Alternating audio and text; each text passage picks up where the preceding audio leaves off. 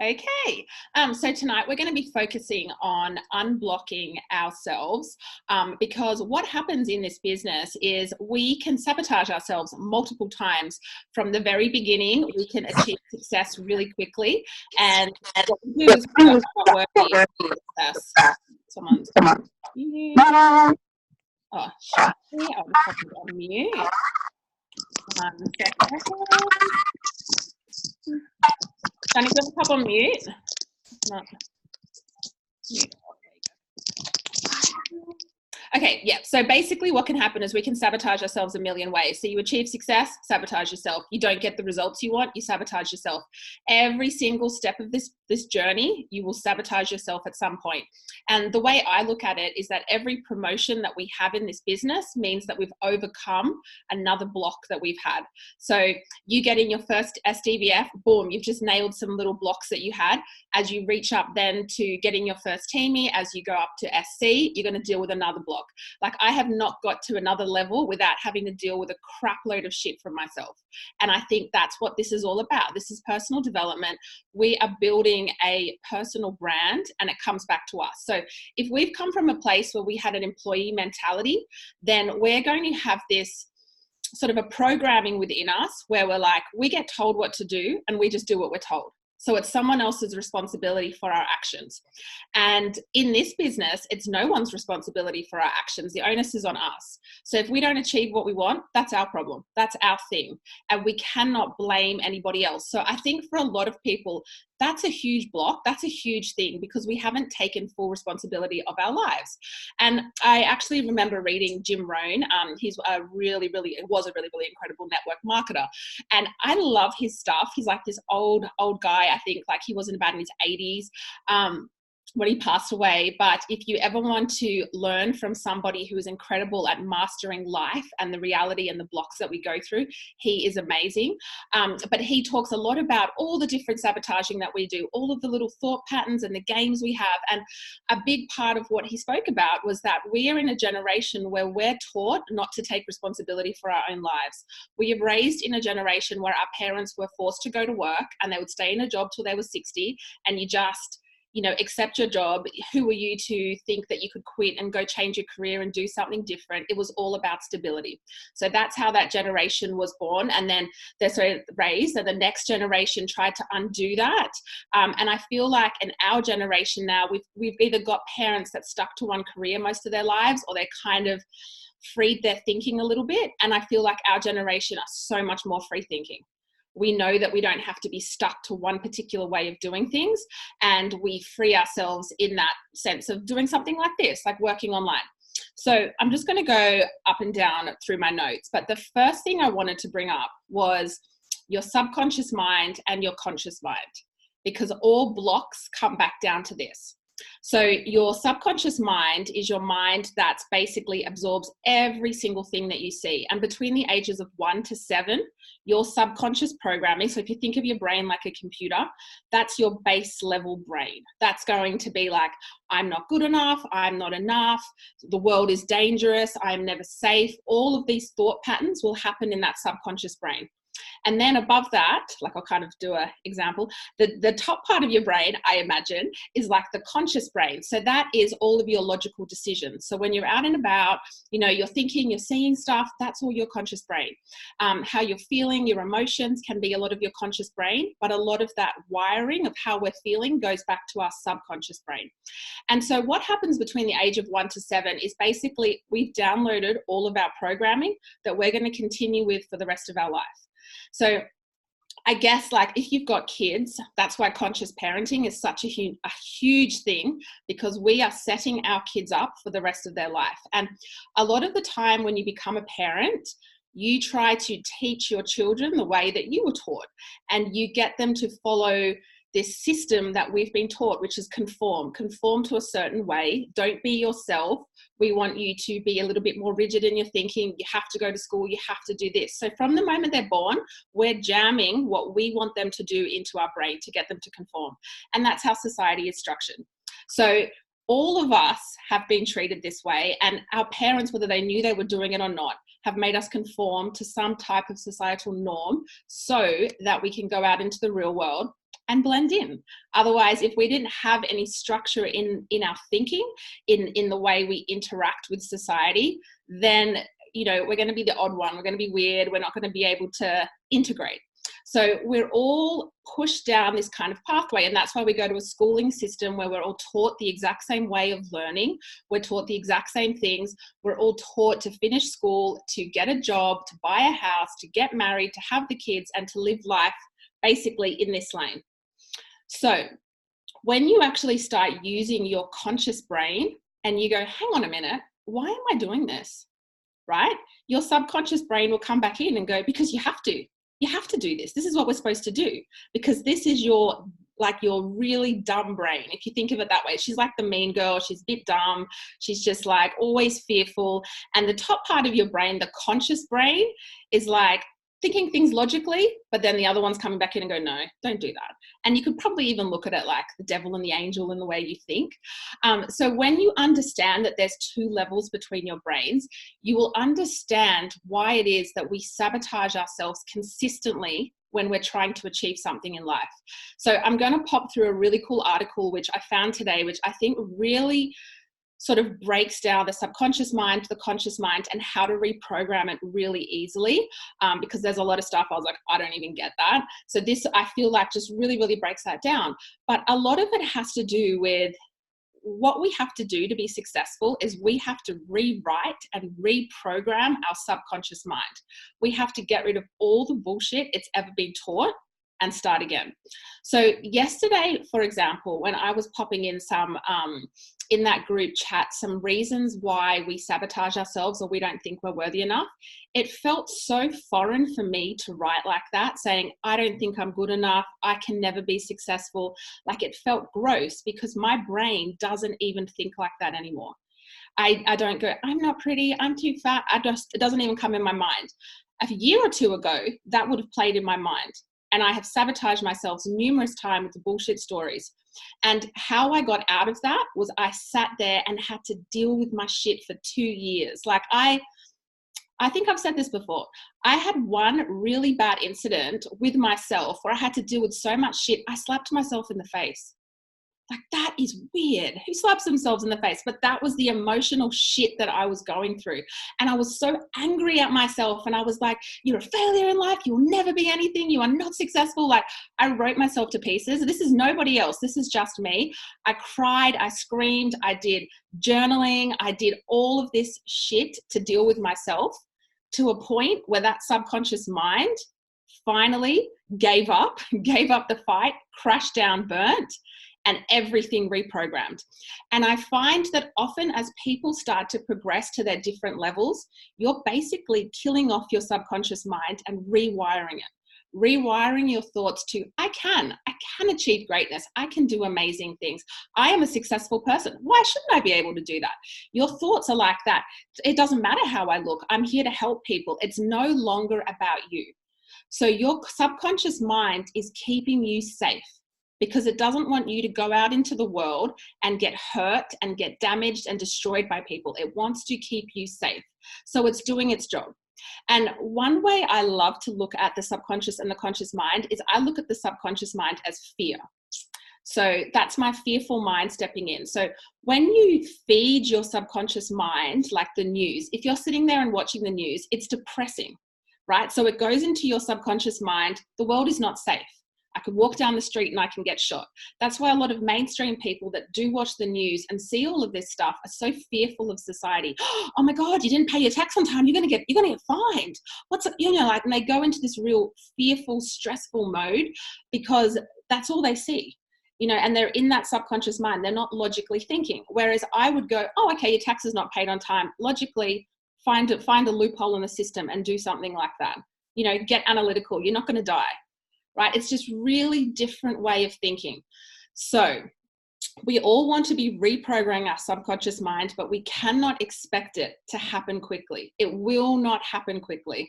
It takes time, and it depends how much shit that you've put in there. If you are in your 30s and you have spent your whole life beating yourself up because you hate your thighs, you hate your hair, you've got no friends, no one likes you, you've got to deal with 30 years of shit and reprogram it. And that won't happen overnight.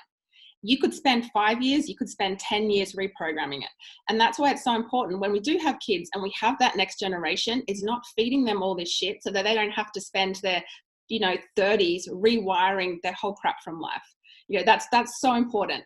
So going on from that, when you understand that there's the subconscious mind trying to sabotage you, or your fear-based mind, which is how I look at it, and your conscious mind, which is like choosing love, choosing happiness, choosing joy, right?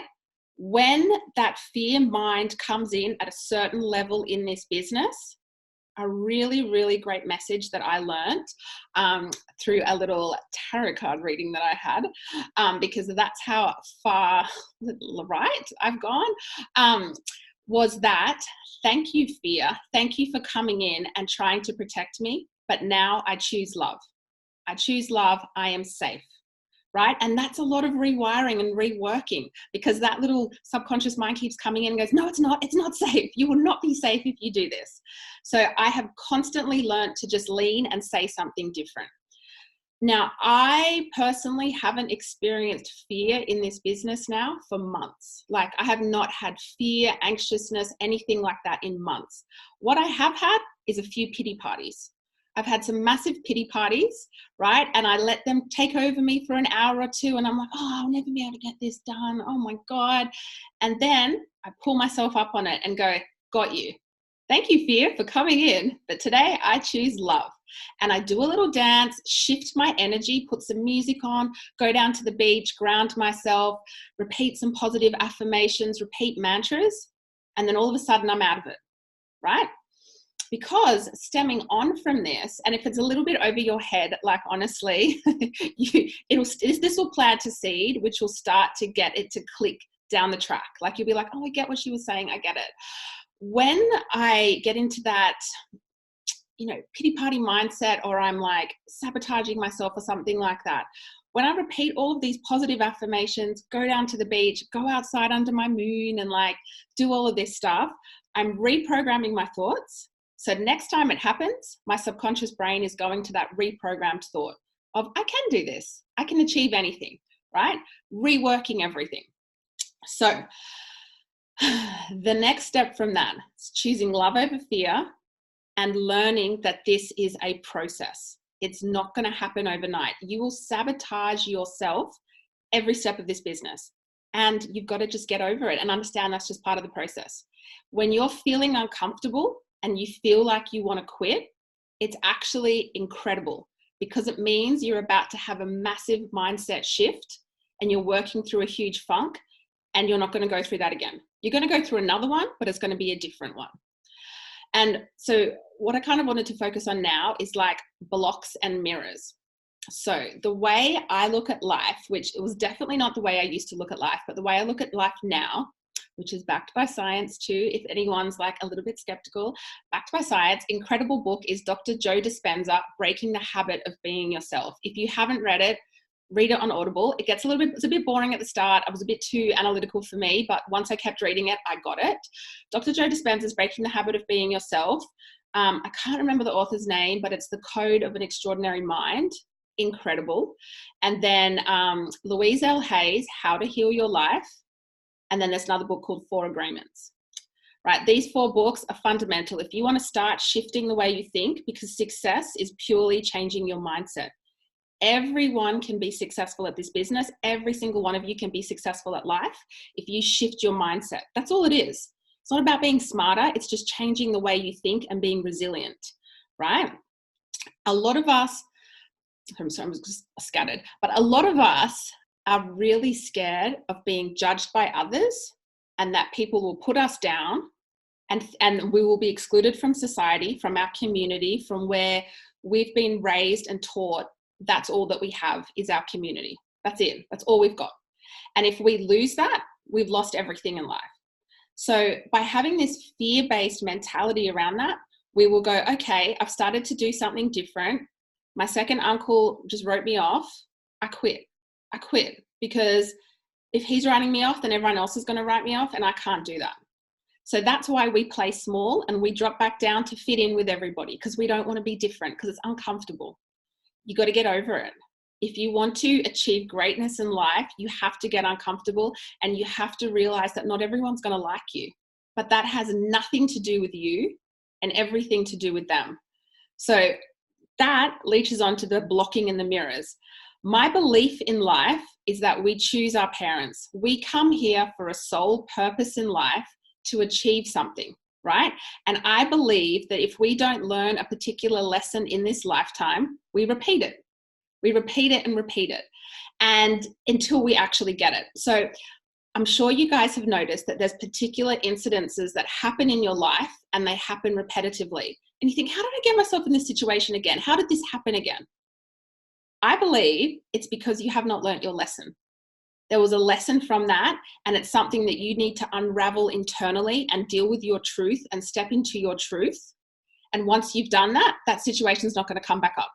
You've got to do the inner work, right? And things will just keep showing up until you get that inner work done. And you know how there's that old saying, the truth will set you free? Yeah, everyone heard of that? The truth will set you free. I never got that. I was like, I don't know what that means. But now I get that. It's your inner truth. So all of those things, like when I say things to you, in the back of your mind, there'll be situations that you think of. There's scenarios that you're like, oh yeah, I've done that. But have you ever told people that? Or is that something you just keep in your mind, you know, as your little safe space, and you're too scared to tell people? Because that's the stuff that you need to get out, because it's holding you back in life, right? Once you express that and it's out, it's no longer like, I think Kylie always says, it's like the monster hiding in the cupboard. You know, you got to go shine the torch on it and get it out, and it no longer has any power over you. And when you've done that, you've just shifted from one massive block onto the next. Like you've freed yourself. You have freed yourself, and there's a huge emotional weight that comes off your shoulder, right? You've learnt your lesson.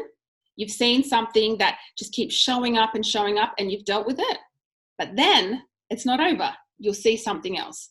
And every time this situation happens, you're up leveling, you're growing, and you're becoming a higher level person. You know, you're thinking differently, you're analyzing differently, you're projecting different vibes out into the world, right? So my belief is that the people that we surround ourselves with, like, and if you with Kylie, so Kylie's belief, sorry Kylie, is that we do, and I, when I first heard it, I was a bit like, oh, I don't know, but I actually believe it now, that we make soul contracts. So we can agree for certain things to happen in this lifetime before we come. And it's funny because if you saw the old corporate me, I was like, this shit, like, I would just been like, this is just hocus pocus, it's bullshit. Like, I don't know what you're going on about. But the new version of me is like, I am so like, oh my God, you do tarot card readings. Amazing. Let's do that.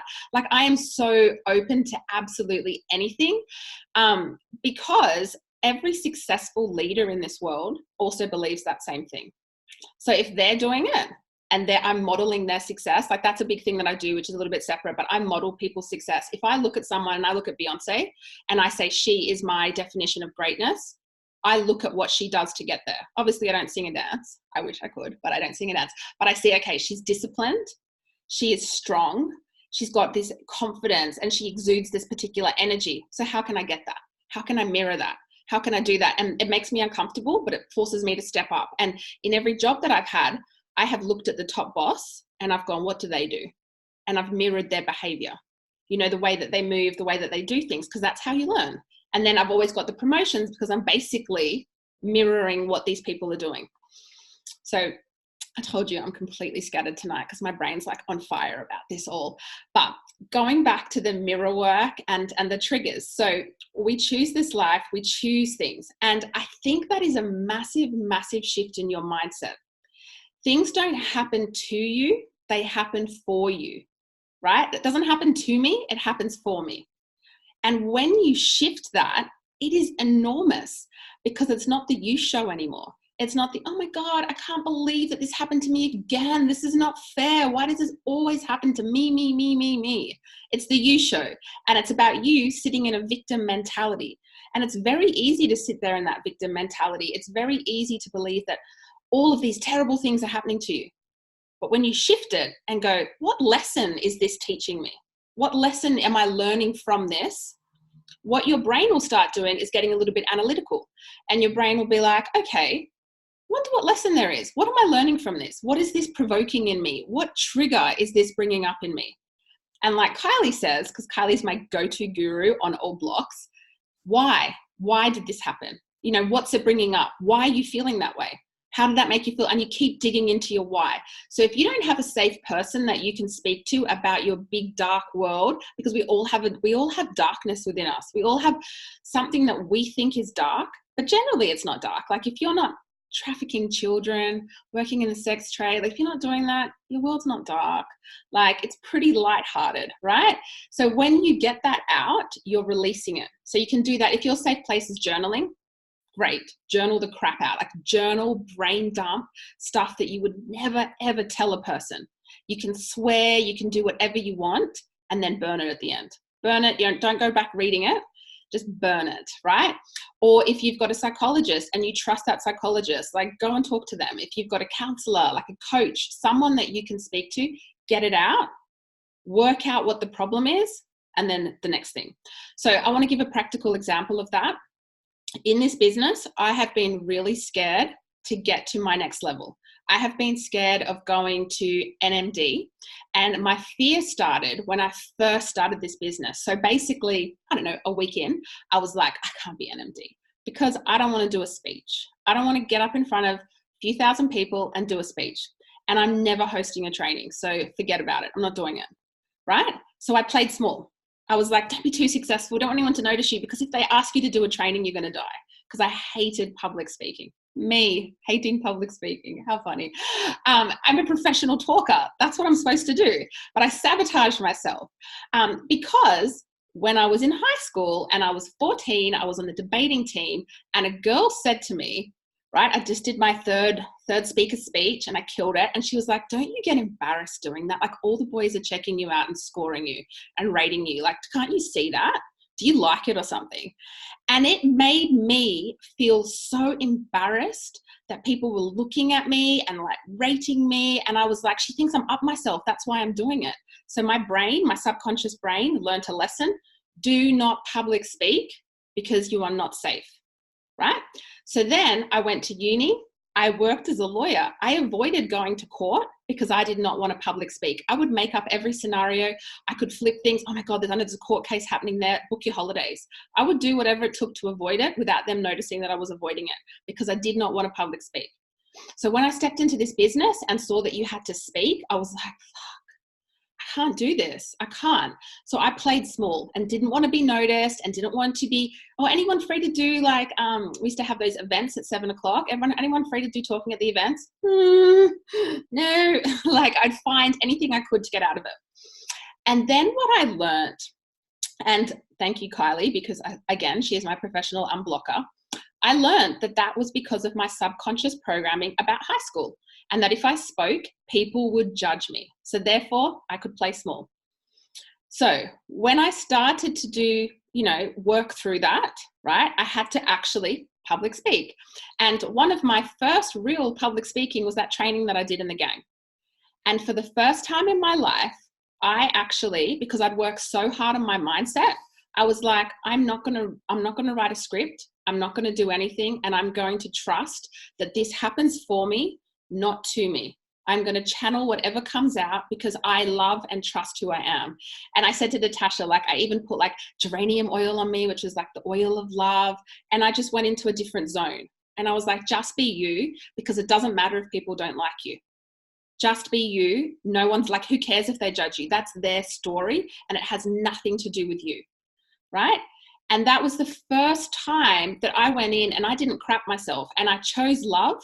And I even did that whole, thank you, Fear, for coming in, because it came in 4 minutes before showtime. It came in and it was like, you can't do this. You're an idiot. You're just going to embarrass yourself. Like, who do you think you are? Blah, blah, blah, blah, blah. And I went in, chose love and did it. And I overcame my fears, right? And then all of a sudden from that moment, here I am now. Right? I have up-leveled massively. And when we did that training yesterday, Adam was like, you could do 24 Club next month. That's basically NMD. And what would have happened 6 months ago, I would have gone, crap, you're sick, find a problem, find a reason why you can't do that. But instead, I had actually worked through some more blocks that I had with Kylie the other week. and was like, it was probably like a month or so ago, was that it wasn't safe for me to be successful because women wouldn't like me. Because I've come from the corporate world where women can be bitches. Women are bitches. Women were bitches in that world because women would step into the pants of men and think that they had to tell you what to do. They had to explain everything to you. They would micromanage you. They would like go in underneath you. They would take your ideas. Whereas when I worked with men, men were very safe. They just tell it like it is. It just is this. Can you get this done? Blah. It's very clear what they wanted. But for women, it was like, I'm telling you what I want, but this is not really what I want. I want something else. So because of that, my lesson, which now I can look back on, is I had 3 jobs. I had like 5 key jobs, right? From when I was like 20 till I was 30, 5 key legal jobs. The same situation happened 3 times with 3 different female bosses, which was I was too successful and they didn't like it. Like it was just ridiculous. Actually, it happened 4 times. It happened 4 times, but one of them was with a male, but it was because pretty sure something was going on with him and his secretary, and there was a problem with the secretary. Now, I am not a person that gets involved in bitchiness. I don't get involved in gossip. I've never got involved in that. So how could I be in this situation all of the time? What I learned was that there was a lesson from this. There was a lesson that I had to learn. Now I look back, I go, okay. So what happened was when these situations happened, I was usually really rising up in my area. Like I was becoming really high up and I was getting promoted and promoted, which was causing a threat to somebody else.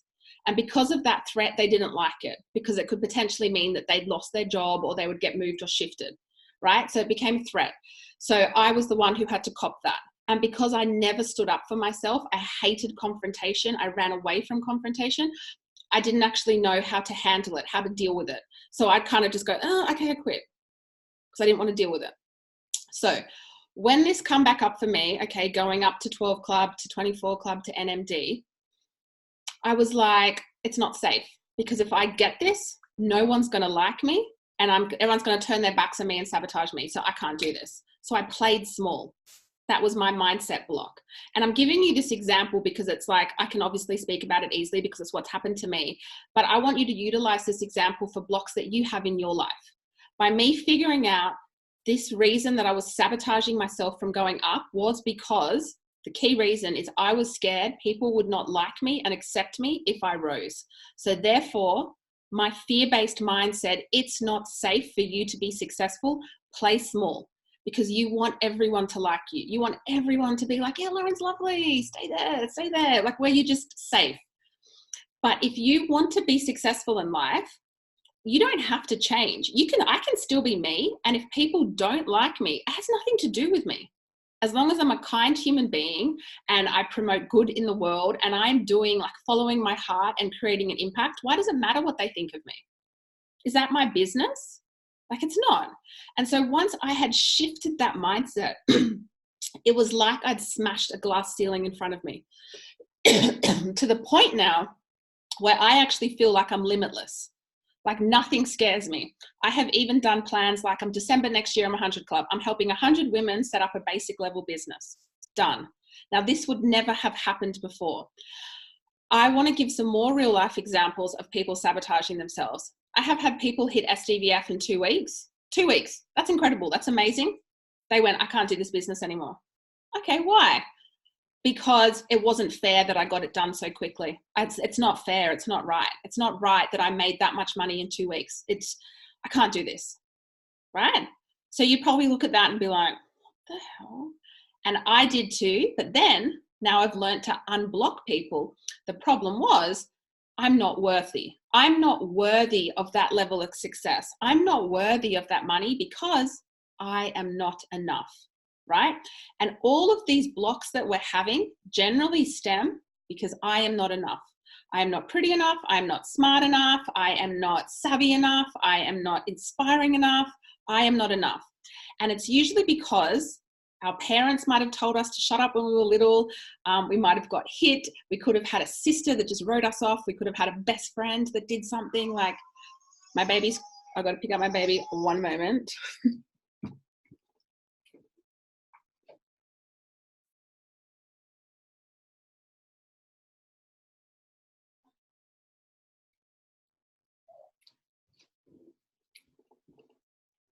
The perks of mum life. Um, One moment. So yeah, so we've all got these like different blocks within us, these different things that we use as an excuse not to achieve things. We are going to come up with every block under the sun as we achieve success because our brain's like, I am scared. What are you doing? People aren't going to like you. You're doing something weird, because we are changing all of the programming that we've had in our brains, how we fit into society for so friggin' long. And it's scary. Like, it is scary.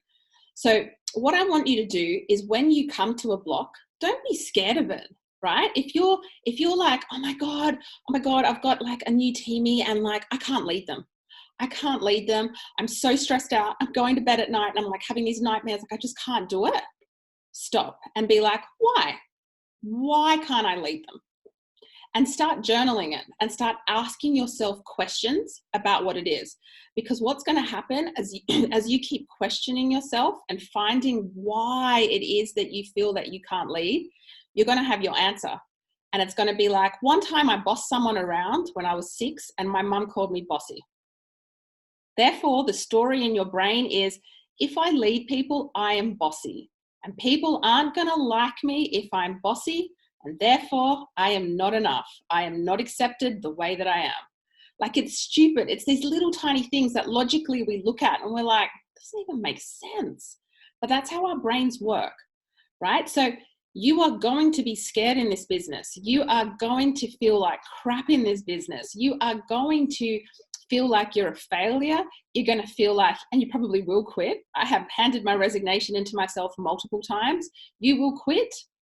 But when that happens, because you're working on your mindset, like one time I was like, that's it. You know what? Screw this. This is not going to work. I'm going to go get a job. That's it. I'll show everybody. I'll get a job. And I was like, okay, you're going to go back to work 5 days a week. You're never going to see your kids. All right. It's probably not going to work. And I was like, all right, you'll go back part-time 3 days a week. And I'm like, okay, you're going to work from 7 o'clock till 10 o'clock at night, probably 3 days a week. I'm like, okay, that's not going to work. And then my brain just goes, that's not going to work. Hang on a minute.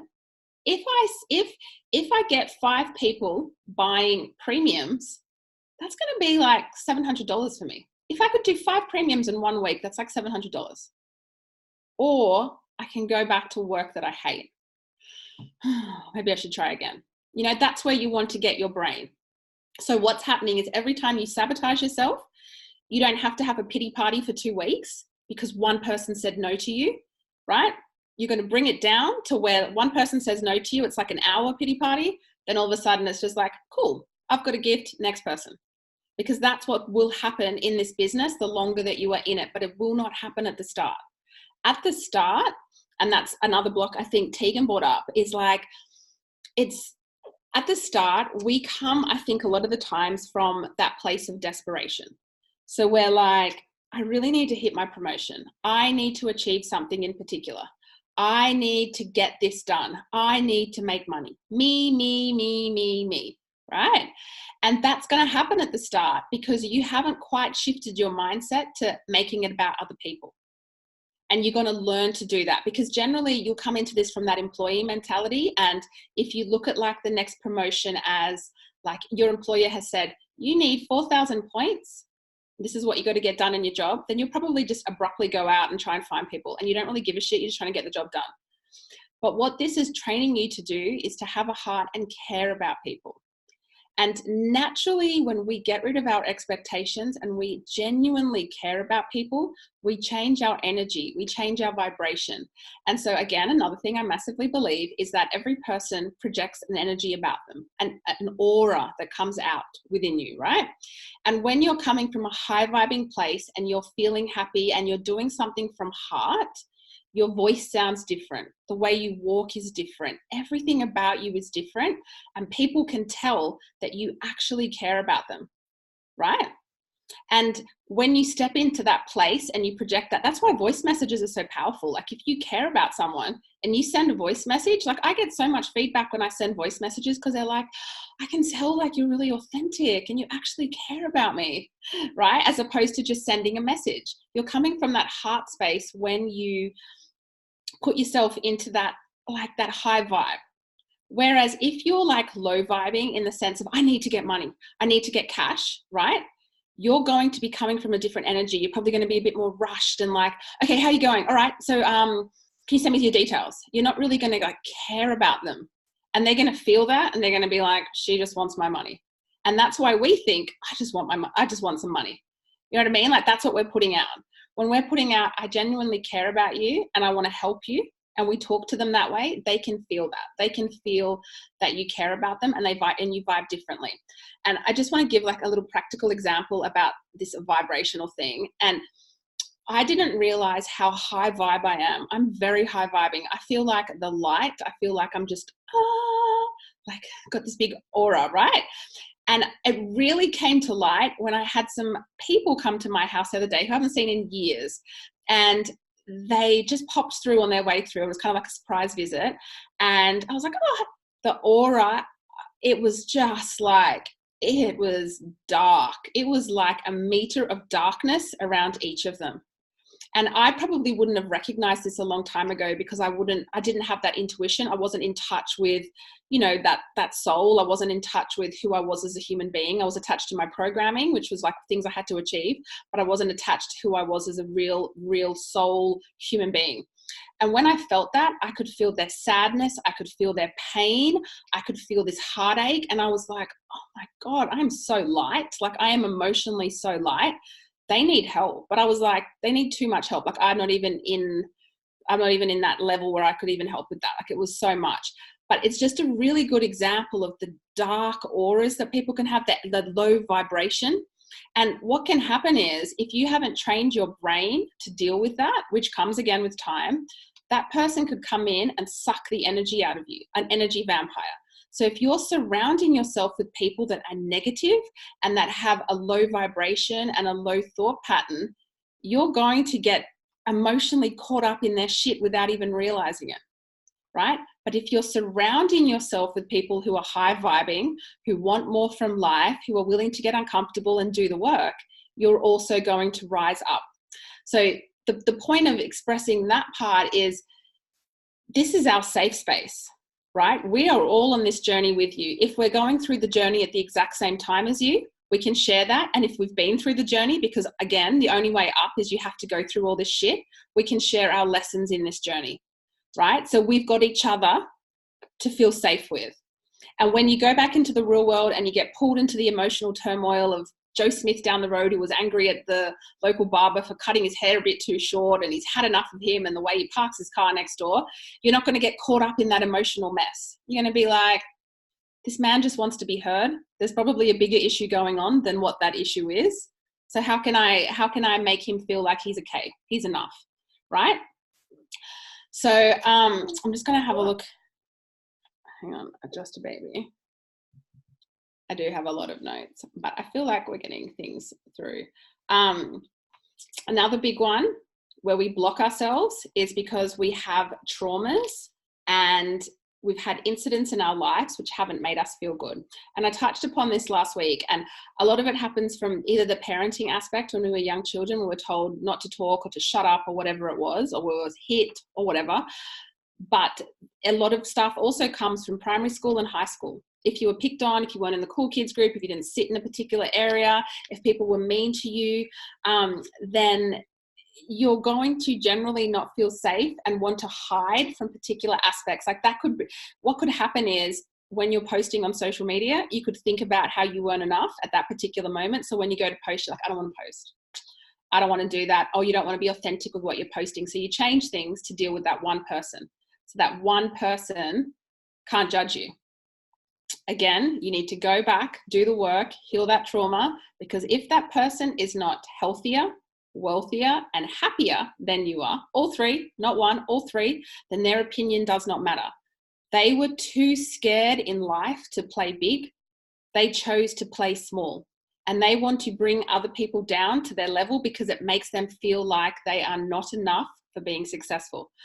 In Australia, we have a massive tall poppy syndrome. People do not like seeing other people rise up, right? There's a very much a battler mentality in Australia. And you'll see that, like, People will naturally pay out other people that are achieving success, like in their circle. They'll be like, oh, what are you doing now? I can't believe you're doing this. You know, put some jokes on people like, oh, I'm not being serious. It's just a joke. But what it does is you can tell that it's not really a joke. And it starts making you feel like, am I even doing the right thing? Like, what's the point? I'm just going to get harassed by these people. I feel like in America, for example, it's all about follow your dreams, achieve your goals, achieve amazing things, and everyone cheers everyone on. Even though it's a bit of a crazy country, everyone cheers everyone on to achieve their goals. Completely different mentality to here. And stemming on from that, a massive block many of us have without even realizing we have it is, I can't be rich. If I am rich, I am not liked. Because a lot of us believe that rich people are snobby, they're greedy, they're materialistic, and they're not nice human beings. There they are driving their Lamborghinis. Look at them with their fancy handbags. That's not fair. How come they've achieved that and I have to like get a bag from Kmart, right? Because again, we've made it all about us. It's all about us. Me, right? So when you shift that and look at the people that are multimillionaires who give back, who are extremely kind, extremely compassionate human beings, do they not deserve money? Right? That is another block, which is money mindset, massive money mindset. We all deserve to live in a beautiful house. We all deserve ocean views. We all deserve a nice, comfortable, safe car, right? And if this triggers you and you feel like, oh my God, no, we don't, like it's materialistic, you need to go to work on that because it's a block for you. And in this business, when you get to the top, you are going to be making a lot of money, like a lot of money. You're going to be in a position where you'll be making $20,000 a month to like $120,000 a month. And if you're not mentally in that mindset of, I am worthy of this money, I can do incredible things with this money, you will sabotage yourself. You will sabotage yourself and you will never get to that top. You'll never get there because you do not believe you are worthy of it. So it's a massive shift in how you look at people with money, how you look at people who put, like I noticed, and something I talked to Kylie about today, for example, clothing. If you feel like you can't afford clothing, again, that's your money mindset. If you feel like you can't afford clothing, like a particular brand or something, you might naturally put down people who dress up really nicely. And you go, oh, they're just so materialistic. I can't believe they dress like that, right? Because that makes you feel better about the fact that you can't afford to buy the clothing. That brings up again another block, money.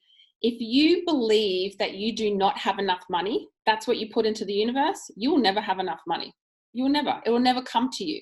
If you say instead, money comes to me with ease and grace. Money comes to me everywhere I look. Everywhere I look is money, money, money. You will be so surprised at how much money lands in front of you. It'll be in your bank account. You'll get some random deposit that you're like, what? And it'll be like something from 2 years ago that's come into your account.